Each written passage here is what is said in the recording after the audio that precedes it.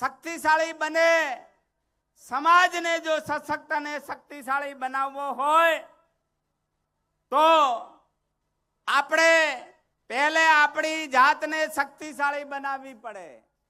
શક્તિશાળી નાગરિકો દ્વારા શક્તિશાળી સમાજનું નિર્માણ થઈ શકે અને શક્તિશાળી સમાજ દ્વારા જ સક્ષમ ભારતનું નિર્માણ થઈ શકે. તો સમાજને શક્તિશાળી બનાવી અને રાષ્ટ્રને સશક્ત બનાવવો એ આપણું લક્ષ્ય છે.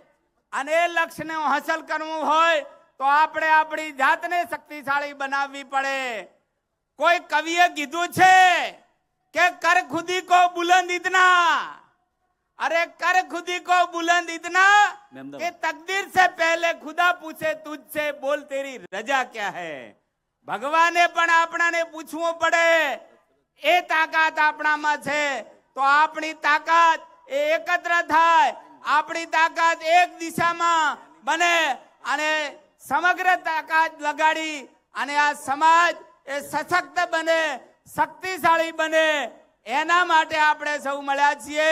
તો એના માટે આ 21મી સદી એ શિક્ષણની સદી છે અને શિક્ષણ થકી એ સમાજ શક્તિશાળી બને એના માટે આપણે આજે એકત્ર થયા છીએ.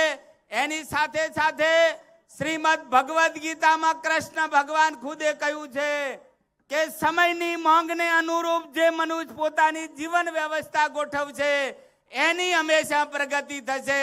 તો સમયની માંગ છે કે સમાજ પોતાના સામાજિક રીત રિવાજોમાં પરિવર્તન લાવે અને સામાજિક રિવાજોની અંદર ખાસ કરીને લગ્ન જેવા પ્રસંગોની અંદર જે ખર્ચા ઓછા થાય, એ આર્થિક જે બચત થાય એ બધી જ બચત આપણે સમાજના અને કુટુંબના શિક્ષણ પાછળ ખર્ચીએ. એની સાથે સાથે સમયની બચત થાય, એ સમયનો ઉપયોગ સમાજના, દેશના અને રાજ્યના વિકાસની અંદર આપણે ખર્ચી શકીએ તો આપણે ધારેલું લક્ષ્ય હાંસલ કરી શકીએ.